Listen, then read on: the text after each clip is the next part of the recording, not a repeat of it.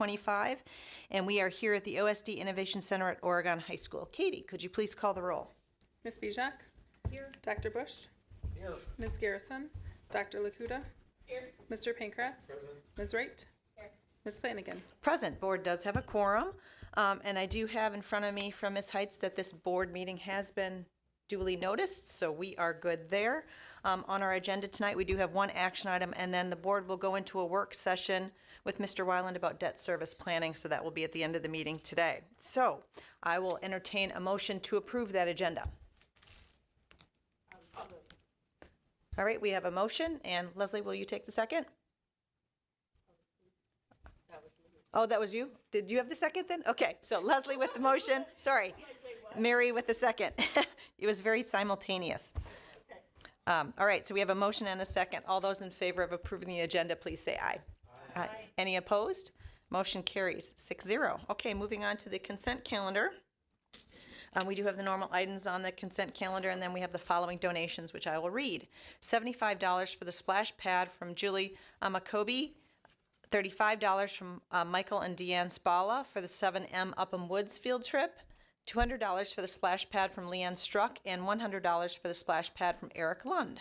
So I want to thank those individuals for their donations to the Oregon School District. So now I will entertain a motion to approve the consent calendar. So moved. All right, we have a motion. Do we have a second? I'll second. Thank you, Caleb. All right, we have a motion and a second. Katie, could you please call the roll? Mr. Pankratz? Yes. Dr. Bush? Yes. Ms. Bijak? Yes. Dr. Lakuta? Yes, with the abstention for the February 10th meeting minutes. Ms. Wright? Yes. Ms. Flanagan? Yes, motion carries 6-0. Thanks for that abstention on those minutes, Mary. Okay, moving on to B, information items. We do have someone registered for public comment, so I will read District Policy 180.5 provides an opportunity for the public to address the board. We value the public comment period and feedback from our stakeholders. To comply with the open meetings law and to ensure consistency, public comment will have the following parameters. Public comment is scheduled for 15 minutes. Speakers will have 3 minutes in which to make their comments, and then Ms. Heights will signal the speaker when their time is up. The board will not comment after each speaker and will reserve discussion to any items on the agenda, but speakers are welcome to stay for the meeting. Next steps following public comment may include referral to the appropriate administrator for follow-up with the speaker or placement of the matter on a future board agenda. All right, so Jennifer Bacon, if you want to come up to the microphone, and then 3 minutes are yours.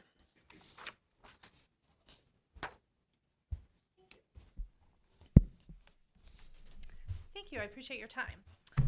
My name is Jennifer Bacon, and I am a parent of a high schooler in the Oregon School District, and I'm also a board member of the Oregon Choral Boosters. And so I'm here today to advocate for music education.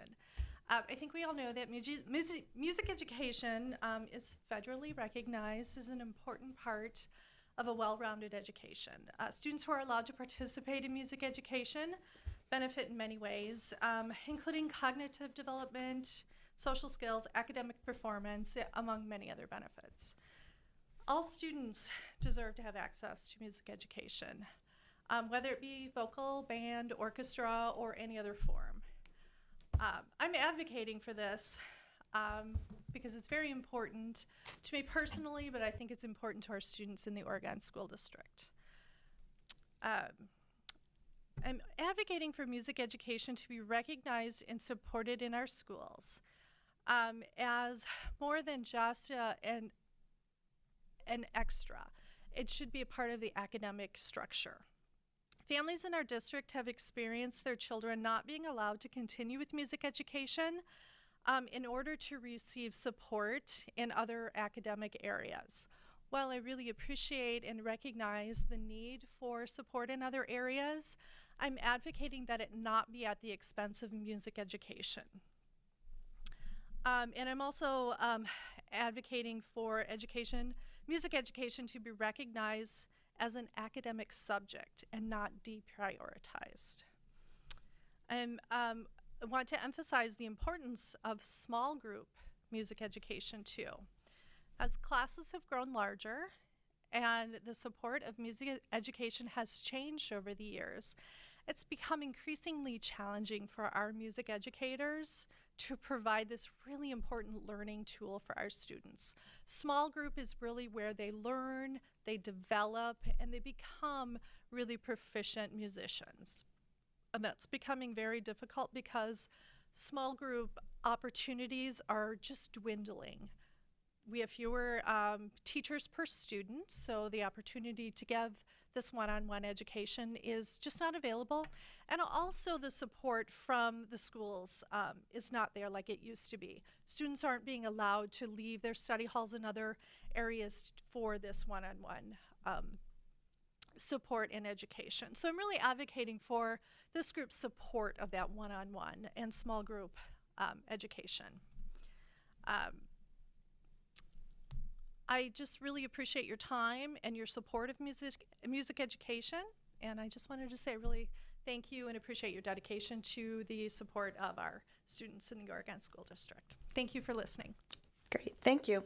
Is there anyone else here for public comment? One more time, is there anyone else here for public comment? Okay, we will move on to OEA report. We do have representatives from the OEA here, but they will not be speaking tonight. So that brings us to our student report, and Monacy is here tonight. So go ahead and turn on your microphone, and the floor is yours for your report. Thanks for being here. Oh, yeah. Okay, so we had the production of The Little Mermaid. It's right there, and over 100 students were involved in like the pit or just performing on stage. Freshman, sophomore, and junior course selection for the following year just happened recently. Boys ice hockey plays off against Brookfield, and both the boys and girls season ended in the regional final. 2 people on the cheer team advanced to compete at the all-state individual. 2 people on the swim team advanced to state, and ACT for juniors is on March 11th. Thank you. All right, great. Thank you so much.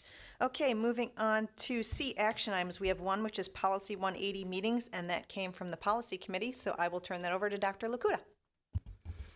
Thank you. Yeah, the policy meeting met last Thursday on the 20th, and we talked through a few things. The first one that I'll talk about is meetings, Policy 180.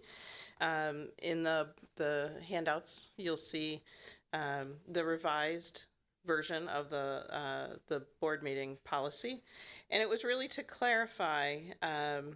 The edits were really to clarify which meetings were required and clarify between scheduled regular board meetings and committee meetings.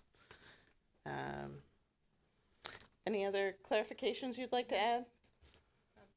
I would say we also wanted to clarify public comment in 180.05, and that is just to memorialize our practice where we have a total of 15 minutes at the beginning of each board meeting and 3 minutes per speaker. And then also wanted to make a change that, and this is something that we haven't been enforcing, but my advice is that any person be allowed to speak to the board and it not be limited to district residents. However, we would ask when someone comes up at public comment that they would talk about whether they live in the district, because I think that's an important piece of information for you to know, their connection to the district, if any, and if they're speaking on behalf of a particular group. So I would recommend that change to public comment.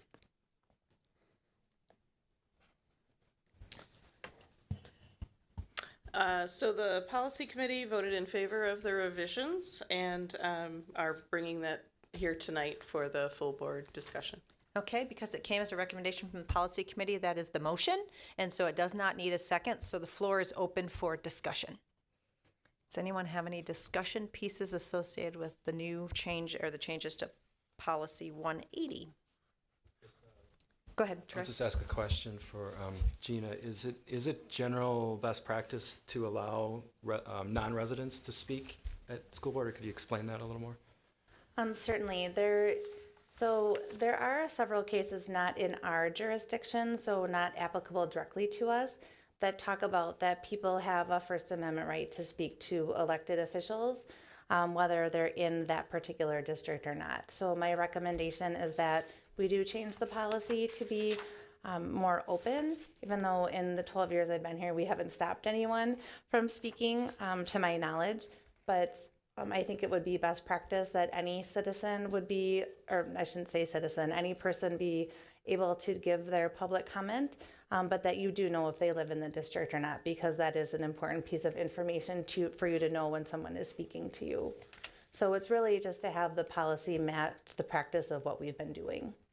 And then I would recommend we not have specific addresses. We can just ask if people live in the district or not, and that's just a privacy concern that people have raised in the past.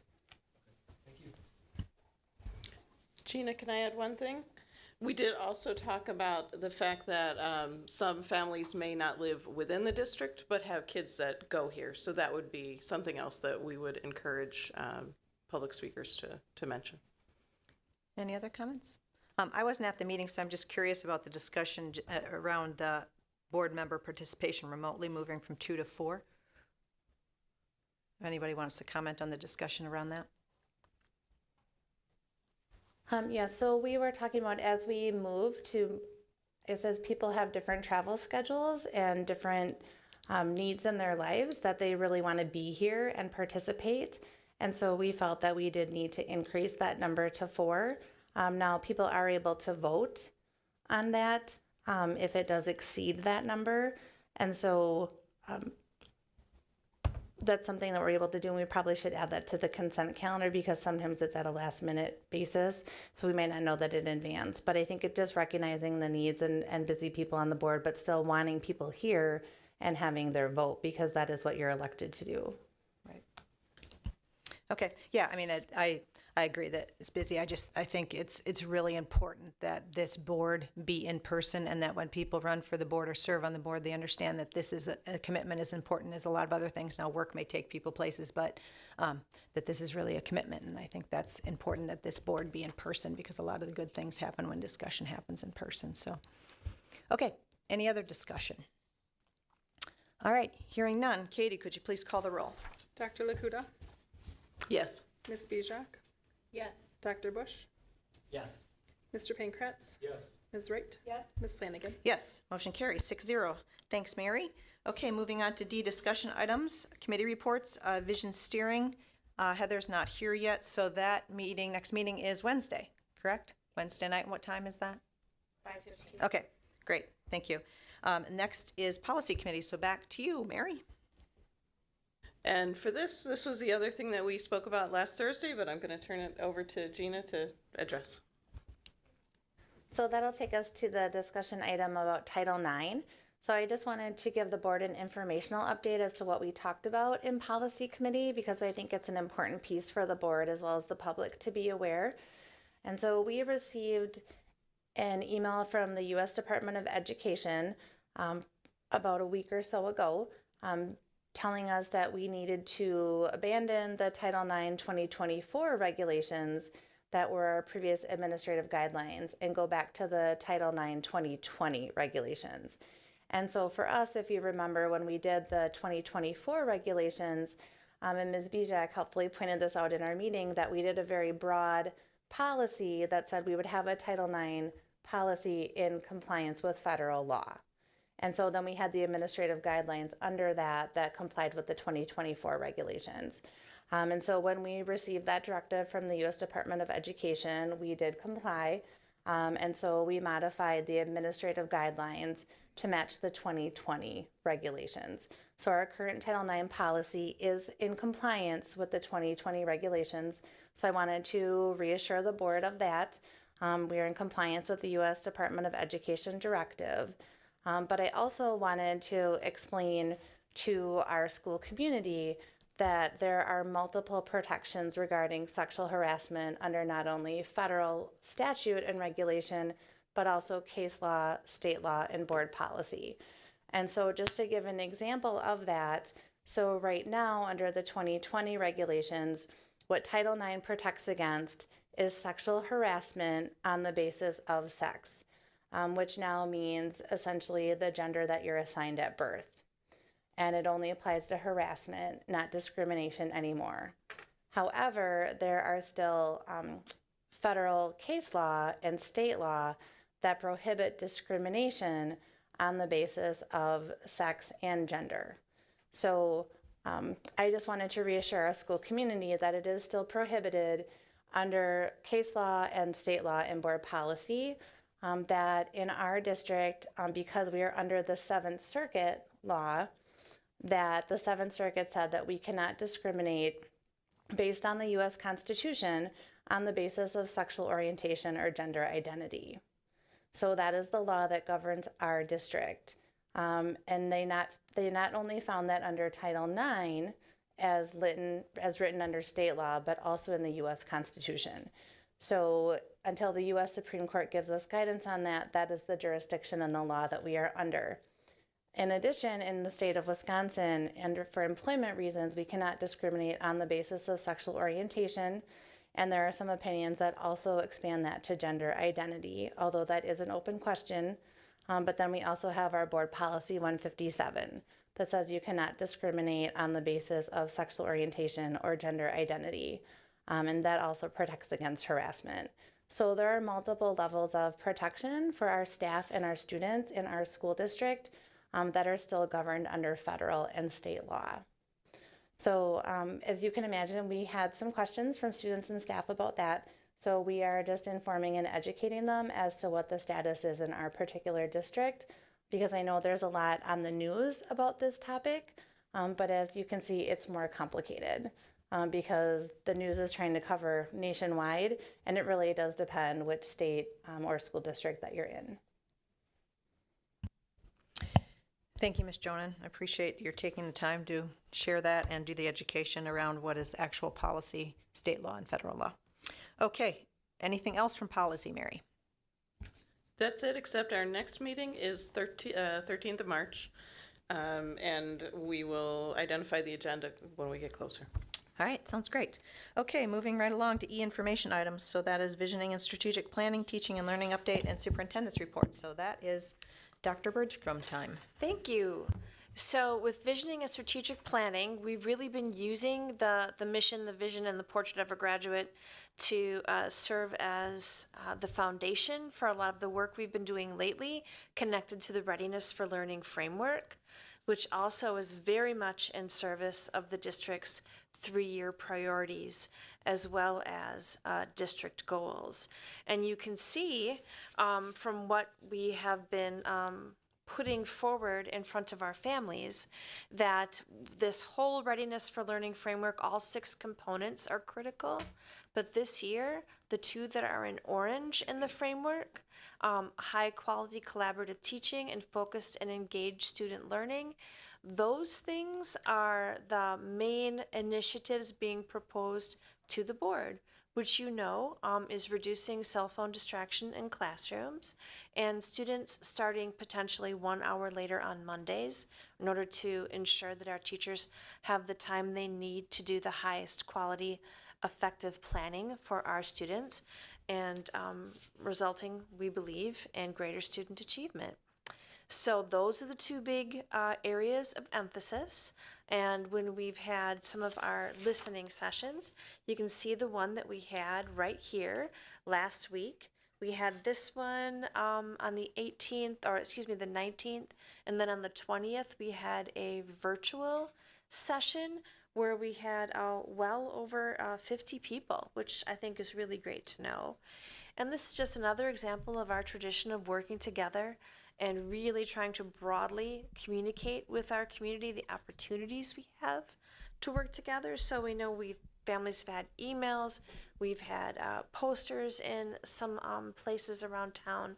There's been an article in the Observer, and there's also there was a live stream of this particular session through OCA Media, and it is now on their YouTube channel. And there's more to come. So we have one more information and listening session tomorrow night, February 25th. This one's in the high school cafeteria. We really encourage you to take a look at the Ready for Learning web page that you can see linked at the bottom of this slide, because there's a lot of information that will help you understand what the administration is proposing to the school board. It's also the place where we have our feedback form. So if anybody wants to be able to ask additional questions or share how they feel about either one of these topics, that webpage, the Ready for Learning webpage, is where you'll find that also. And the board will deliberate on the proposed initiatives this spring. And now for the teaching and learning update, I'm going to pass this on to Mr. Tanner because he'll be sharing a little bit about how we used our professional development day on Monday. Yeah, thank you. I want to give you an overview of the things that we did because obviously professional development is really important to us to keep our teaching staff well equipped and well informed to serve our students and families the best. So this is not, I don't have learning targets because I'm really not asking you to like learn anything new. This is mostly just an overview to let you know what we did. There might be some interesting points to it, but mostly it's just to give you and anybody who's watching an idea of what kind of things happen on a professional development day. So this is not exhaustive either. Basically, the way a professional development day works is the morning is all dedicated to building-based priorities. And so each school develops its own schedule and has its own priority list. And so they do activities during the morning. And then the afternoons are set aside for collaboration between schools. And so that's a time when we can actually meet with people from other schools, which is really helpful for alignment for people such as like art teachers who there's one per school, well, two at the high school, to meet with each other, K-12 and that sort of thing. So the areas of focus that we actually kind of dove into on this day, and this includes some from the mornings and some from the afternoons. One was trauma-informed practices training, which is something that Dr. Anderson's been leading for a couple of years and is working through to make sure that the entire staff is trained, and we're at various levels with different schools. Another one is reviewing walkthrough data related to instructional clarity. Obviously, that's a huge priority for us. That's what we've been working on in a real strategic manner for a while. Another one is actually having PLCs, professional learning communities, engage in analyzing student work using one of the protocols. That's something that we do more frequently than just on in-service days or PD days, but it is something that happened that day as well. And we were actually able to analyze some of the data from that too, which was really interesting.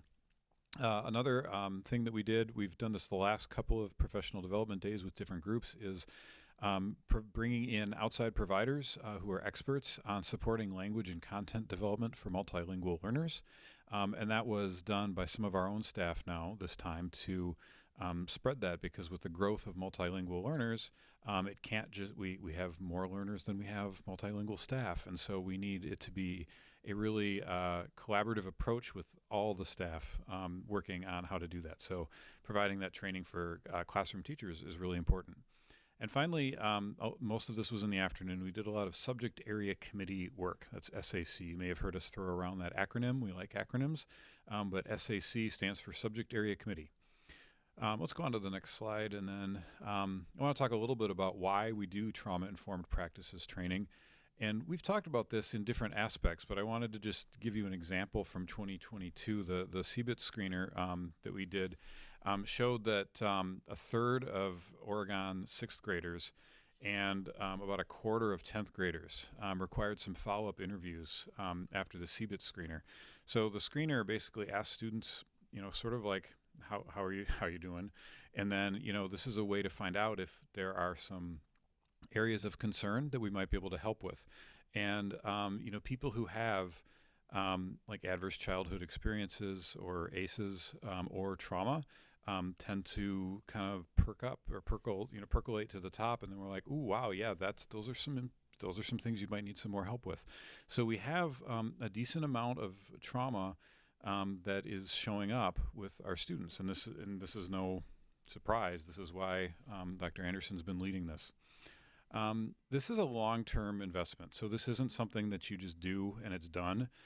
As you see here, this is sort of the timeline that we've established for this. It's a multi-year process because there's a lot of things in here that aren't just like, hey, quick tips. Some of these are really big things that you have to sort of adopt a mindset change and do some work on, not just like the practices. So it's not just a technical process. It is partly that, but it's also sort of a shifting of perspectives and beliefs in some cases. Let's go to the next one. This is an example of a perception shift. So on the left, we have the traditional view of, you know, how you might perceive a student. And then on the right, there's a trauma-informed view. And this is something that Dr. Anderson shared was really very well received by especially our paras who received this training. And we do train paras and lots of people on this because everybody who interacts with our students is an educator of some sort for the child. So this is not just classroom teachers. So this is one of those shifts that as you go through the training, you know, you might say, oh, well, there's a naughty kid. And, you know, when we get to the, or a kid who's acting out, you know, they're trying to get attention or whatever. And then the trauma-informed view is, well, they're really just emotionally dysregulated. So, you know, behavior is communication. And so when we see that communication, it informs us about, oh, there's probably a reason for that. Let's figure out what that reason is and change our own behavior to accommodate that and to not only, I shouldn't say accommodate, that makes it sound like it's just like okay to do that. It's more of taking that behavior and saying, okay, what's the root cause behind that? And then how can we, with our changed mindset, address the needs of the students so that they're successful in the classroom? So these are a lot of the, this is the basis, or this is an example of some of the trauma informed training that we do. So that's in progress, and it's been being done for quite a while. I don't think been being done is probably like accurate. It has been, no, that might actually be present future participle. I'm not sure. All right. So another thing that we did is we've talked a lot about instructional clarity. And so these are things that I'm not going to go into much detail about what they are because by now you know it because we've talked about it multiple times. But what I wanted to do is talk about how do we know if the instructional clarity professional development is working.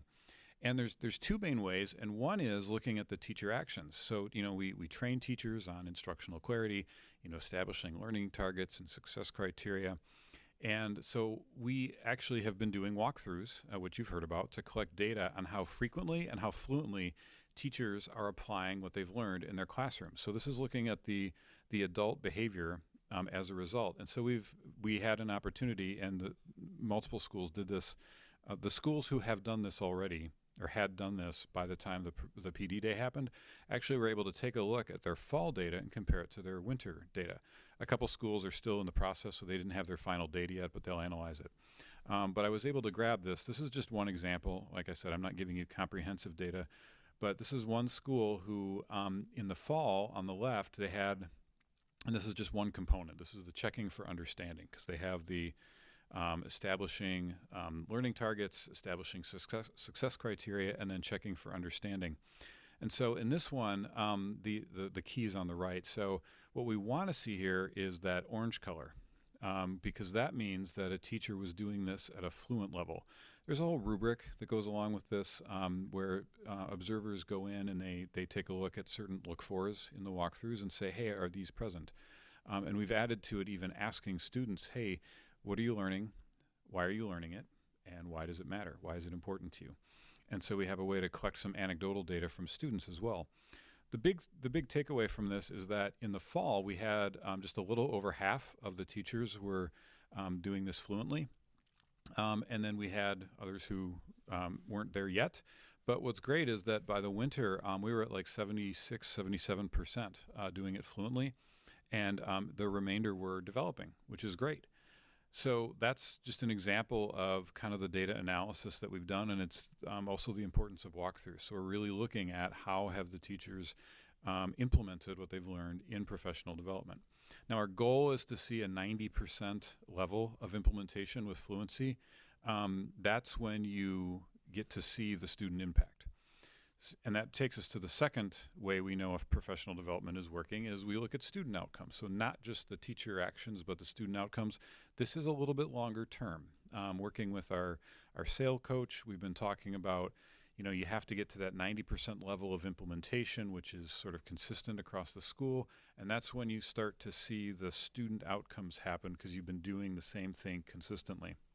And it's not just consistently in one classroom, it's consistently across the school over time.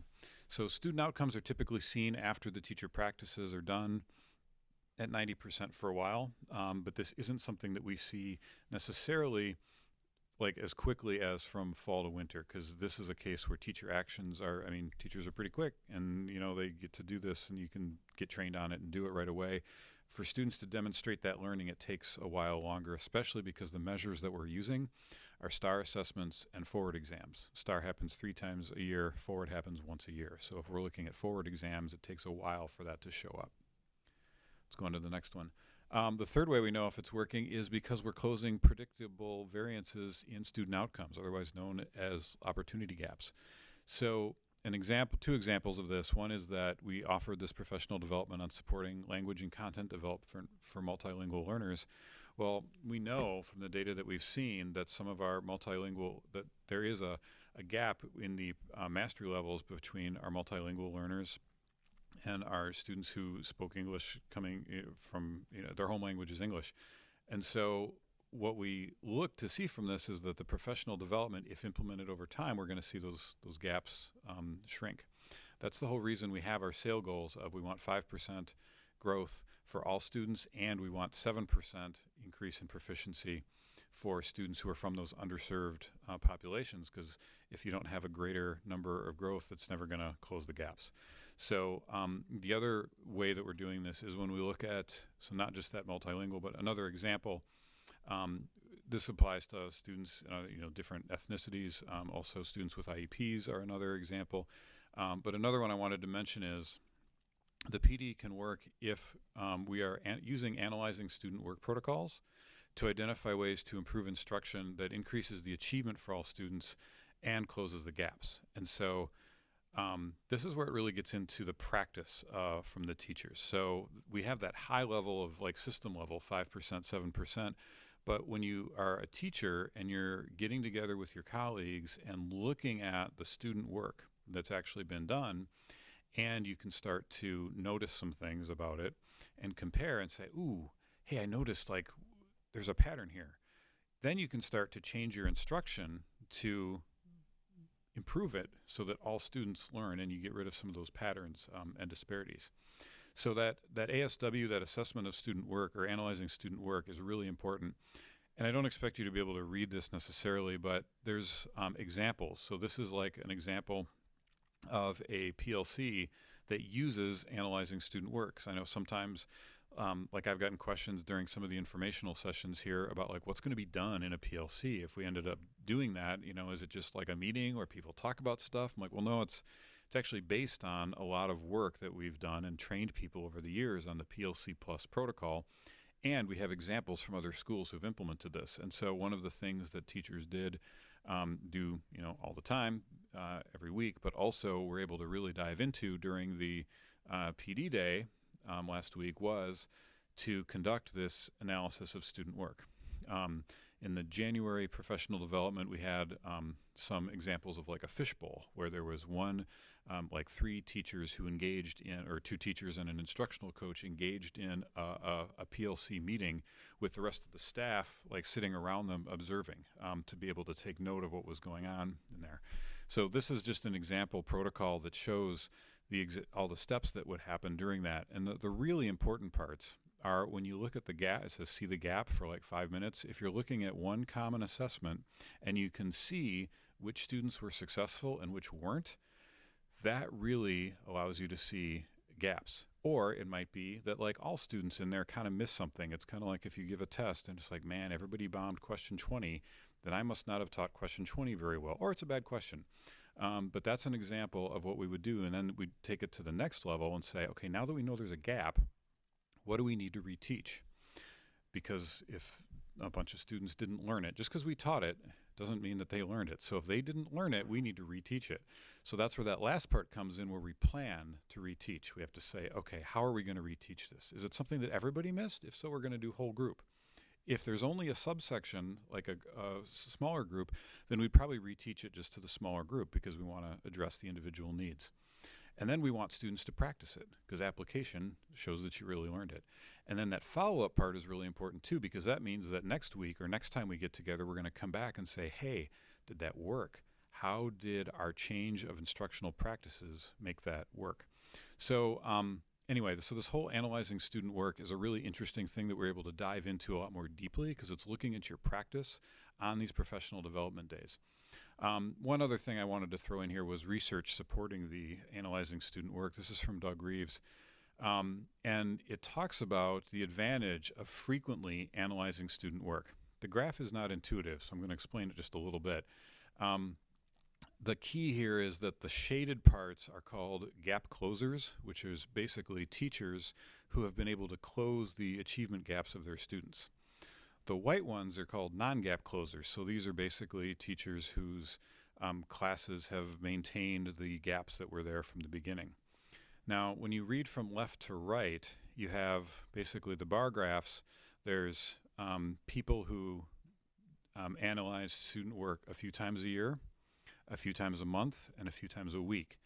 And what you'll notice is the people who met a few times a week, gap closers, like most of the people who closed the gap, were a few times a month or a few times a week. The people who were non-gap closers generally met only a few times a year or a few times a month. So the idea here is that the more frequently you're actually able to engage in analyzing student work and changing your instructional practices to meet those gaps, the more impact you're going to have on equitable student outcomes that close those gaps. So that's kind of an aside note, but that's why it's kind of an important thing. And that's why we spend time on professional development days where it's not just like somebody up in front teaching teachers, it's actually allowing teachers the time to have meaningful engagement to look at student work and to be able to dive into that. It takes time to do that, and that's why we do it. One last thing we did during the day, or this PD day, and Katie, you can go to the next slide, or whoever it is. Oh, it's Leslie. Thank you. I didn't even know who was driving this slide presentation. You're doing a great job. We did subject area committee work, and this is, like I mentioned earlier, time. This actually isn't even everyone, but we did a lot of people getting together to work on things, and this is really a great opportunity because it's hard to find time, for example, to get, like we have art teachers across the district. Darcy's been leading a group with the K-12 music, so getting all the music teachers from the entire K-12 together to work on things. We had a meeting with kindergarten teachers to talk about using NextPath, our data analysis tool, to make their continuum-based report card better, and got feedback from them. And then, you know, at the upper levels, we don't have 2 high schools to collaborate with or 2 middle schools. So for some of them, it's like basically department meetings, but it's a time for them to be able to work on some of those really important things.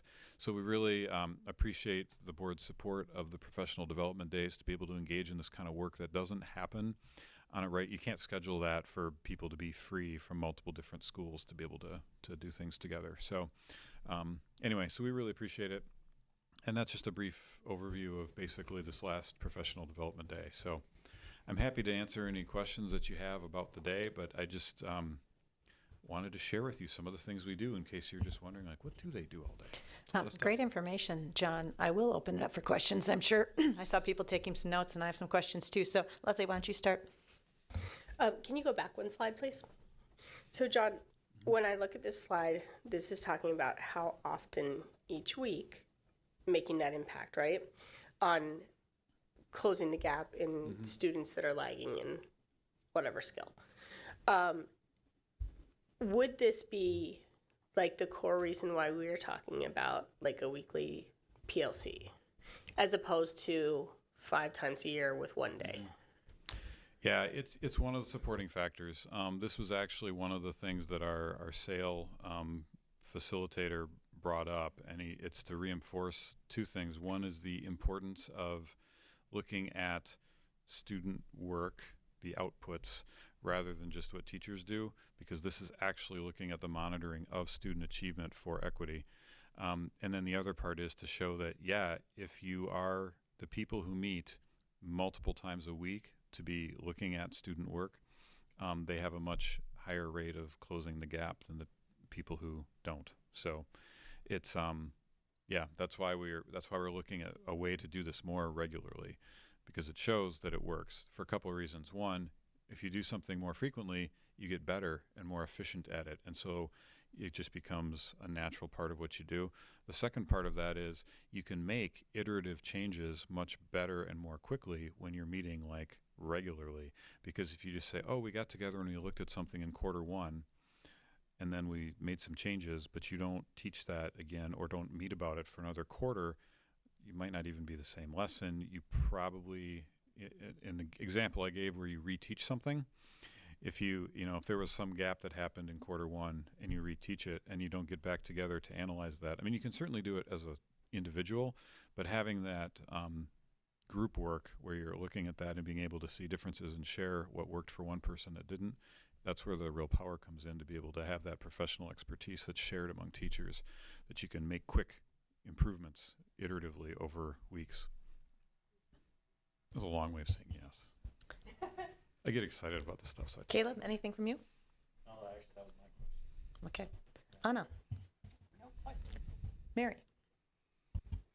Thank you. That was really helpful. I guess my question is, so a few times a week shows far improved gap closers. We're proposing, or the administration is proposing a one hour on Mondays. Will that be enough? Well, more is always better, but we're proposing the once a week as a dedicated PLC time when teachers get together to do this work. This is technically looking at individual teachers who do it, and there's some benefit to an individual reviewing the work more frequently is better. However, if it's only one teacher reviewing the work, you lose out on the opportunity of when you have the example of like, okay, your students and my students both took the same assessment, formative assessment or whatever, and mine did not learn what I thought, yours did. What did you do differently? And that's where that dedicated time weekly to look and actually compare notes is really beneficial, because like I might just be like, I don't know what, but if I can look at someone else and they succeeded, be like, oh, tell me about that. And there's so much power from the collaboration of the experts who are in the buildings working on this to be able to share, and sometimes even just the discussion point, being able to talk about that is really helpful. So so obviously the more frequently you look at student work, and monitor their achievement, the better it's going to be. And we're proposing the 1 hour a week, because that's time when we don't have students who are interrupting, we don't have emergencies that are happening, so that we can have that group collaboration. You're welcome. Troy, anything? Leslie, could you go back to the pie chart slide for me, please? Thank you. So I kind of want to focus in on this, where I think it's great that means 3 out of 4 of our teachers are really doing this checking for understanding. I got to just caveat, this is just one sample from one school Okay. and one component. That was my yeah. question. So was this one school, or is this, and then I guess my question then to that is, what is the commonality where we're still seeing 1 in 4 teachers are not kind of grasping this concept or putting it into practice, and is there some commonality between the teachers that are not quite grasping this, or what's going on there? That's one of the things that the schools are actually working on. And so this is only one school. Like I said before, like I think 4 of the schools have completed their walkthroughs and 3 are in the process of doing it. And so I wasn't able to aggregate district-wide data. The other thing to remember about this is like these are not evaluative at all. Nobody's names are attached to it. And so we intentionally did that because we want people to be we don't want to cause stress and anxiety for people and feel like it's you have to do this. It's kind of like, I shouldn't use CCVs or instructional rounds as examples because not everybody's done them, but this is a way for the whole group to look at how are we doing as a system. And so schools reflect on this at the school level and think about what can we do. But nobody's going back to teachers and saying, oh, you didn't do this, like you need to shape up. It's much more about like, okay, what do we collectively need to do to move us forward? The other thing that I'll say about this, and this is a legitimate concern, is when somebody goes into a classroom and they are checking for understanding, walkthroughs are pretty quick. It's not an entire class period, or we'd never get through them. It's a few minutes, like 5-10 minutes, maybe 15. 15 would probably be pushing it. And so it might just be that you didn't see it. And so there are multiple times when you might not see all of something. And so this is a rough gauge. This is not highly detailed, like diagnostic data. This is more of system-wide or school-wide data. Is it So- a highly effective practice, though? I mean, have you identified as checking for understanding as a highly effective practice? Yeah, it is. Okay. And so that's why we're going for like that 90% level. So it's not the walkthroughs themselves mean that we are checking for the fluency and the frequency of it, and we're getting, halfway through the year, we're getting up to that 75%. We want to get to the 90. But we're not using this as a way to diagnose an individual teacher, but it is something that the schools during like the PD day, I sat in on a couple of them, and they're looking at it and saying, okay, what do we need to do as a system to make this better? And what's nice about it is teachers, when they meet together, are actually saying like, oh yeah, I really need to work on that part. And so it's more of a self-diagnosis kind of component to say, okay, how am I doing with this? Oh, how did you do that? Okay, that works for me. So that's why I think we're seeing the growth, because we didn't keep track in the fall of who was doing it and who wasn't. We just kind of brought these to the whole school, and we're like, okay, this is how we collectively are doing. How can we move forward? What has been effective? And the people who've been doing it effectively are able to share. Oh, well, this is how I made that work. This is how I made that work. Okay, how do you make this visible to students? And so it's much more of a collaborative aspect of it. May I just add one piece to that? I would just want to add that the 23.5%, they are doing it. They are just at a different point in the rubric.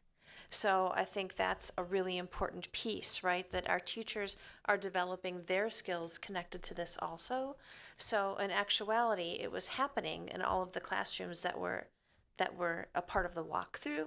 It's just that there were still some teachers who are still learning it on the rubric as opposed to being fluent on the rubric. So it's actually really tremendous progress when you compare one walkthrough set of data to the other. And are you seeing that sort of pie chart with all the other schools that you've done it for you? It's pretty consistent? Yeah. Yes, and this will be what we take to our next SAIL meeting in the second week of March, where we all collectively go and we analyze this data and decide on our next steps. Great. All right, any other questions from anyone else? Go ahead, Caleb. Could I ask a follow-up question? Yeah. So for the rubric, what counts as a check for understanding in terms of like fluency? Because I can imagine different ways of doing it, right? But what's the standard that you want? And I'm asking this out of curiosity, but I'm also asking this as someone who teaches too, because I'm kind of curious to see like how this plays out. I'm going to try to, I have to find the rubric because I can't tell you off the top of my head all the different rubric areas. But we developed adult learning frameworks for all of the expectations that we are collectively setting on ourselves. So that developed rubric is how we decide what's developing fluent. And our leadership teams also have an opportunity to work on the rubric, add language, and they are definitely a part of designing it too. Yeah, so we've got rubrics here that have the different, I know you can't read this, but I can't display from here, so I'm just saying, look, there's a thing, it really exists. So we have adult learning frameworks talking about like analyzing student work, and we have the Google form itself that we used for the analyzing, for the walkthroughs. It's the same rubric that's used at all schools, and we have it. I just have to find it and bring it up. So I can certainly share that with the board afterwards. You can take a look at all the questions that were asked and the whole form that has all the criteria in it. Great. I think this is, it's really great information for the board. It's a little bit of a look under the hood in terms of when we use these acronyms like SAW and PLC and also just kind of what you're looking at in terms of what are the highly effective practices that go into all these things. So we appreciate the information. It was a great overview. Thanks, John. All right. Thank you. All right. Back to Dr. Bergstrom. Oh, and some fun stuff we'll be able to talk about. You see a lot of great celebrations of Black History Month. February is, of course, Black History Month, and there have been quite a variety of celebrations taking place throughout the schools. These are just a few examples of special displays, student-led announcements, a scavenger hunt, trivia, and some student news stories.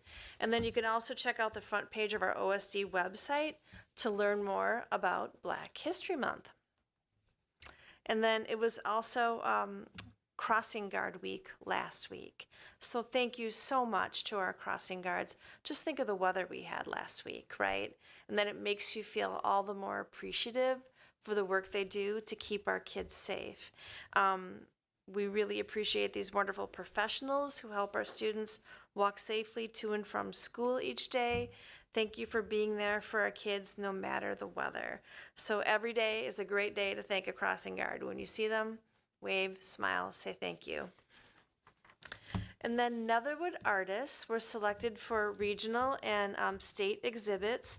This is pretty exciting because the children you see here were chosen to represent the Oregon School District for the Wisconsin Art Education Association Youth Art Month Southwest Regional Exhibit. That's a mouthful. So you see Anna, Harper, Maddie, Mason, Maya. The show was on display this past week, and there was a closing reception yesterday. And Maya, Maddie, and Mason were further chosen to have their work displayed at the State Art Show for National Youth Art Month. And that exhibit will run at Easttown Mall for a good portion of the month of March. So we're really proud of our creative artists. That's really exciting. And many thanks to Mrs. Prahl for offering this opportunity to our students.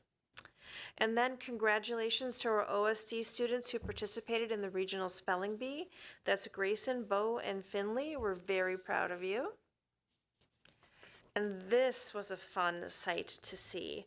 These are the students in Mr. Steinmetz's class at Netherwood who are participating in a real-life Mario Kart obstacle course. So what better way to get out their wiggles, practice large motor skills, and work as a team, because they had to work in pairs to navigate the obstacle course. So thanks for providing this really fun and engaging learning experience for the kids. And then Brooklyn had their dinner and a book event for families. Guest readers from different careers came in and shared their favorite books and answered questions about their professions. And then each student was able to go home with a book of their choice, which is a really, really cool opportunity for our kids. So a huge thank you to our guest readers for inspiring our Brooklyn students. And then Forest Edge had been engaged in a very special project with the International Peace Crane Exchange. So through the project, we partnered with a dual international school in Brazil to exchange origami creations and handwritten letters. Together, our Forest Edge students, staff, and families folded over 1,000 origami hearts and cranes. And in February, a smaller collection of the origami was put on display at the Fitchburg Public Library, along with a basket of origami creations to share with the community members. So make sure to check out their display in the youth area of the library, and be sure to snag some original art from a Forest Edge student. And thanks very much to Mrs. Delasto for offering this fun, important, and impactful learning opportunity. And then our kids in Miss Kramer's class at Rome Corners wrapped up their chemistry unit on mixtures and solutions with a hands-on experiment making slime and, okay, I need help with this, oobleck? Thank you. Not sure what that is, but apparently oobleck is a non-Newtonian fluid. This is cool. The cool mixture of cornstarch and water can behave both as a solid and a liquid, depending on the pressure applied. When at rest, it flows like a liquid, but when you press it, it firms up like a solid. Our young scientists had a blast exploring these fascinating properties firsthand. So way to go, 5th grade. Sounds like your icebreaker, your next board. It does, doesn't it? I'll have to think about that. Our 7th grade students at 7M recently had a fantastic day at Upham Woods where they engaged in impactful team building and learning activities. Examples of the activities are archery, indoor and outdoor games, dog sled races, and building a campfire. It was a great day to learn more about our friends, ourselves, to have a little bit of fun, and many thanks to our 7M educators who go the extra mile to make this learning experience so fun for the students. And speaking of fun, solving for extreme fun. The pre-calculus students recently had a math day at Tyrol Basin for a tubing experience connected to real math challenges. So students used tools to measure and determine slope, draw mathematical representations of acceleration, find and graph velocity, and more. The students loved the experience, and the math challenged them to apply their learning to something that was real. So thanks to our instructors for giving what was probably a super fun day. It also looks like a super cold day. So it was, I'm sure, both things at the same time. And students in our high school German club recently engaged in a service project, making cards for residents of the Beehive homes with the hope of spreading joy. So our German club is led by students who meet monthly to create opportunities for students to learn about the cultures of German-speaking countries. So thanks to Frau Woschensky, who serves as the advisor for this great group. And then look at all the students competing in the Future Business Leaders of America. So congratulations to all of them. They went to the Regional Leadership Conference. Participants competed in various categories like economics, entrepreneurship, marketing, and graphic design. And the conference also featured workshops and talks on financial literacy and networking skills. So of our 15 Oregon students, they all excelled in the competition and 6 scoring in the top 5. That's incredible. So we had Kai Lynch was first place in economics. Bryn Niemeyer was second place in human resource management. Hayden Penites was 5th place in entrepreneurship. Abby Christensen, Claire Johnson, and Sarah Waterworth were 5th place in graphic design. So students scoring in these top 3 positions in each category go to state. So we have some students who are going to state for FBLA, really developing amazing skills, and we're really proud of them. More skill development. This is FFA, and this is Future Farmers of America, and they are their recent success was shown at the district leadership development events. They're designed to showcase student communication and leadership in agriculture. So we had students taking 3 first places, a team that received 3rd place in parliamentary procedure, a 3rd and a 4th place in employment skills, and another 4th place in knowing the creed. So other competitors also did extemporaneous speaking and discussion meets. So this is really intense, important skills that they'll be able to transfer no matter what they decide to go in later. But Connor, Mackenzie, and Rhea will advance to sectional competition on Tuesday, March 4th at Oregon High School. And here we have 2 youth apprenticeship spotlights tonight. The first is Allie. She's a medical assistant, office assistant at SSM. And then courses she took to be able to do this are biotech, biology, medical terminology, and chemistry. And then we have Will, and he's a laborer carpenter at Iconica. So courses that led up to him being able to do this: wood manufacturing, advanced wood manufacturing, construction exploration. He also has certifications in OSHA 10, WCA Core, and WCA Saw Blade. So just a reminder that now is the time for sophomores and juniors who are interested in these options to talk to their school counselor or Ms. D'Amelio, a school to career coordinator.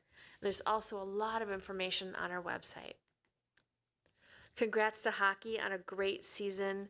We'll just do a little winter wrap up here because some of our sports have ended and some are nearing the end. So both the boys and girls have finished up hockey, and we want to congratulate both teams on their seasons. A reminder that our girls play on the Icebergs, which is a cooperative team, so that's why they're not wearing orange in this. But congratulations to our hockey players. The OHS dance team competed in their first state regionals, so that's exciting. This is a brand new team this year, and they competed at state, so we're really proud of them. And then the cheer team placed second at a state competition. So that is really cool. And now they're going to state finals at DeForest High School. So we love watching you perform. Oh, no, they were at DeForest when they got second. I misread that. I apologize. So they are second place in the state. That's pretty impressive. And then our swim team, our freshmen competed at state. Our freshmen competed at state. That is really something. So congratulations to Brandon and to Tio. This is a great achievement. We love watching you swim. And now wrestling is sending 4 students to state. For the girls, Tegan Simpson is going. And for the boys, Evan Fahey, Caden Schwartz, and Cade Aberg are all going. So congratulations and good luck. And then basketball postseason begins on Friday. This Friday for the girls, they're in the 3rd seed. And next Friday for the boys with 6th seed. And then I can't help but plug The Little Mermaid one more time, because what an experience that was. Not just the absolute raw talent of these amazing young people, their talent was outstanding, but also the production. The production was something else. The creative set designs, the costumes. I mean, look at Ursula's costume.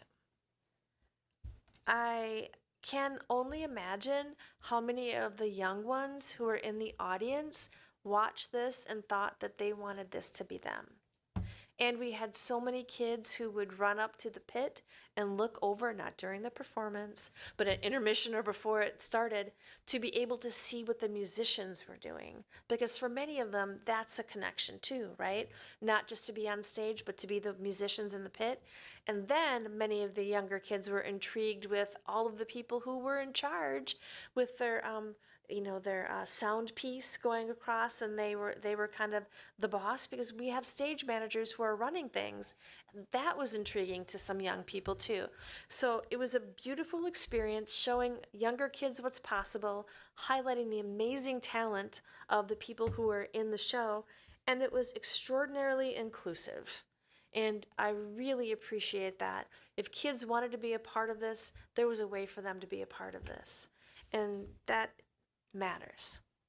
So thank you to Ms. Hoyer, Mr. Doucette, Ms. Yancey, Ms. Kabish, who came back to do this, even though her last day was a few weeks ago. And then to Mr. Mendel for offering this amazing experience. And then we had a podcast about it where we had Prince Eric, Ariel, and Sebastian are featured in the podcast. So it was wonderful to get a chance to talk to those performers. All right. Thank you very much. Okay. Moving on to F, closing future agenda. Our next meeting is March 10th. Will we have staffing? Okay. We'll be starting to discuss staffing at that meeting, so that will be a big one. And then I will move to checkout. Mary, anything for checkout? My only comment is Oobleck is really fun, so if you have the opportunity, you should definitely play with it. Thank you. Troy? Anyone on this side of the room? Oh, go ahead, Anna. Just a quick one. I was able to participate in the Brooklyn Dinner and a Book, and it is just so fun to be in the school, seeing the excitement of these kids, hearing them talk about what they want to do and sharing what you do and reading a story. It was just, the energy was really awesome. It was a great night. And I had a couple of kids who were like, yeah, I'm definitely going to be an engineer, and, asking me like really hard questions. I'm like, wow, you guys are amazing. So it was just it was a highlight for me to be able to be part of that. So. Awesome. Thank you. Okay. We'll take a couple minutes and then we will move into our board work session. Thanks, everybody.